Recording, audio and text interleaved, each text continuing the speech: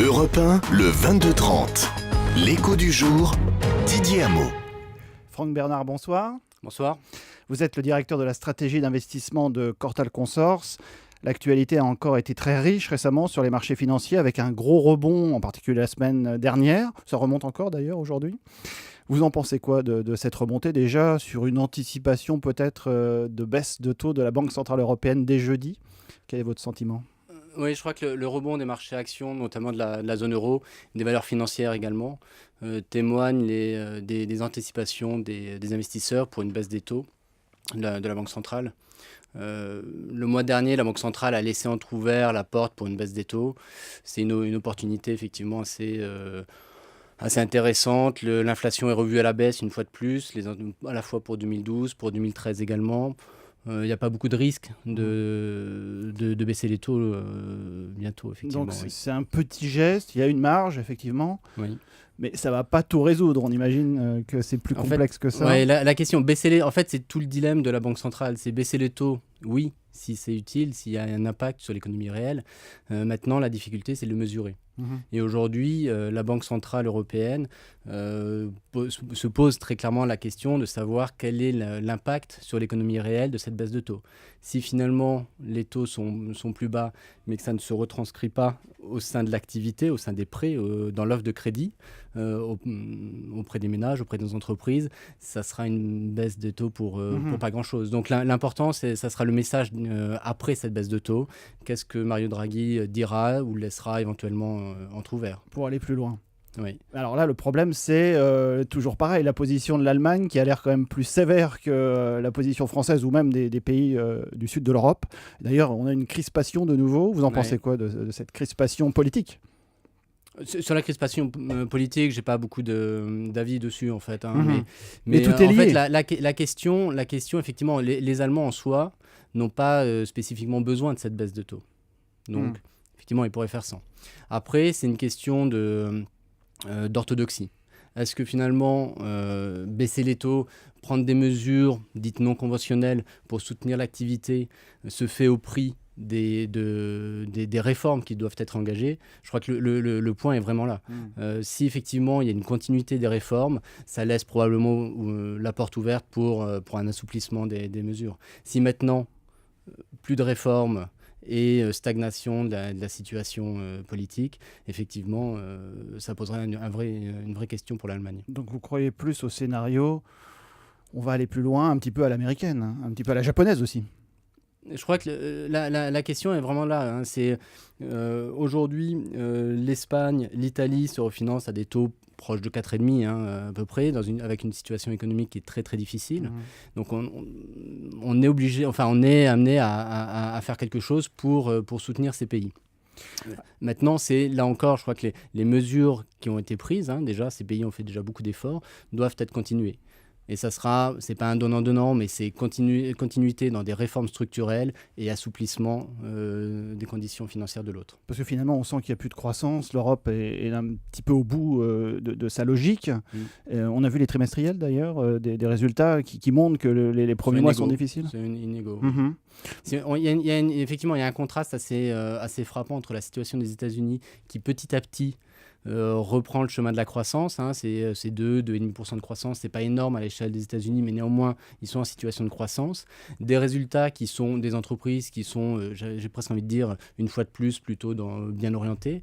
Et une situation en Europe qui est beaucoup plus délicate, avec des disparités très marquées entre, d'une part, les pays, mais également les entreprises, où là, effectivement, la qualité de gestion des entreprises, le marché également sur lequel elles sont, a une grande influence. On a vu quand même une détente des taux longs du sud de l'Europe, de l'Espagne, de l'Italie. C'est pas suffisant, j'imagine, mais c'est quand même un début. C'est un début qui traduit d'ailleurs le retour de la confiance. Globalement, on est dans une situation où on a moins de stress extrême qu'on a pu connaître l'année dernière. Mais c'est également révélateur d'une faiblesse de l'activité économique, parce que si on regarde les taux en Allemagne ou en France, on est aux alentours de 1,80 pour la France à 10 ans. Ce qui est quand même des taux faibles, qui traduit plus, à mon sens, des craintes vis-à-vis de l'activité économique que du système, que de la pérennité de la zone euro.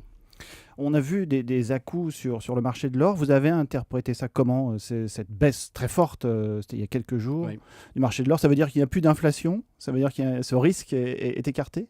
Alors, c'est une bonne question. En fait, je crois qu'il faut voir pour quelle raison on achète de l'or.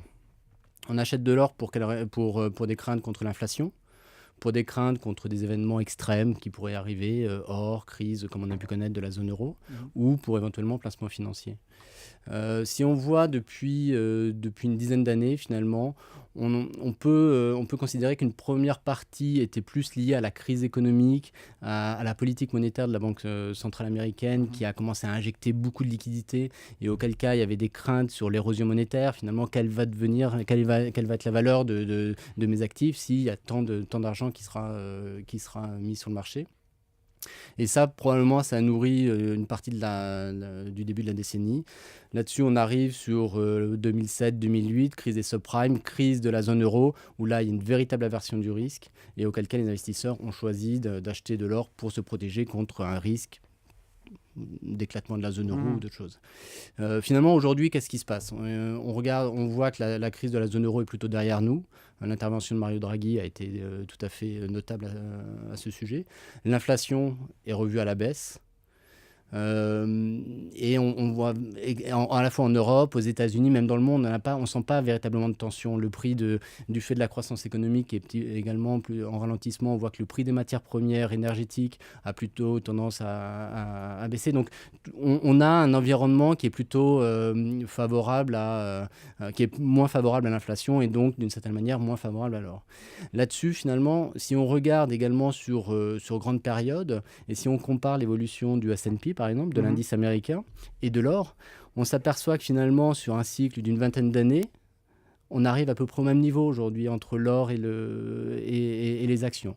À partir de là, il y a un certain nombre d'investisseurs qui probablement vont commencer à prendre leurs profits ou vont réinvestir sur les actions qui nous paraissent aujourd'hui un des actifs les moins chers. En fait. Donc une reprise de risque, si on peut dire. Donc une reprise de risque, oui, certainement. Alors paradoxalement, en France, on voit le livret A qui se porte bien. Oui.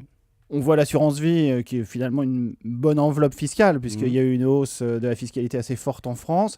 Est-ce que ça veut dire que les Français ne retrouvent pas le goût du risque et ne reviennent pas sur les actions? Ils ont le goût de l'épargne, très probablement du fait de l'incertitude, de la hausse du chômage, des craintes au niveau de la situation économique. Et effectivement, il y a une épargne de précaution importante. Maintenant, l'investissement, effectivement, c'est un petit peu plus difficile, avec un paradoxe, c'est-à-dire qu'en fait, investir suppose de se projeter sur quelques années, sur 3, 4, 5, 10 ans, voire plus, pour financer par exemple ses retraites. Et en même temps, on a une attention particulière à regarder au jour le jour l'évolution du marché boursier. Mais cette crainte quelque part de la part des investisseurs, effectivement, est aujourd'hui assez notable. Et peu d'investisseurs sont enclins à aller sur des actifs dits risqués, ou en tout cas des actifs de long terme. On voit un peu l'inverse aux États-Unis, avec les records du Dow Jones, avec une sorte de volontarisme sur le marché des actions aux États-Unis. Et pourtant, le fond du problème reste entier, parce qu'il y a toujours autant de dettes là-bas, il y a toujours le problème des déficits. Mais il y a une situation économique qui s'améliore. Et c'est suffisant pour vous pour battre les records? À partir du moment, en fait, la confiance est nécessaire pour battre les records, très clairement. Donc en fait, il y a un gros problème de confiance en Europe et en France. Absolument. Et pour ça, qu'est-ce qu'il faudrait alors? Pour ça, c'est des conditions économiques qui s'améliorent, plus de lisibilité, sans être forcément en absolu très importantes, mais en tout cas des conditions qui ont une tendance à s'améliorer. Redonner également sans doute du sens à l'investissement. Pourquoi investir aujourd'hui ? C'est également se projeter par exemple pour le financement des retraites. Ça veut dire peut-être d'autres produits. On a parlé d'un PEA amélioré, des choses comme ça. Financement de l'économie, effectivement. Ça peut être donner une enveloppe fiscale attrayante pour financer l'économie, pour avoir des projets de long terme. Tout à fait. Plus de visibilité. Tout à fait. Et des produits adaptés à la situation. Merci beaucoup, merci. Franck Bernard, directeur de la stratégie d'investissement de Cortal Consors. Et vous pouvez retrouver cette interview en podcast sur le site d'Europe 1, europe1.fr.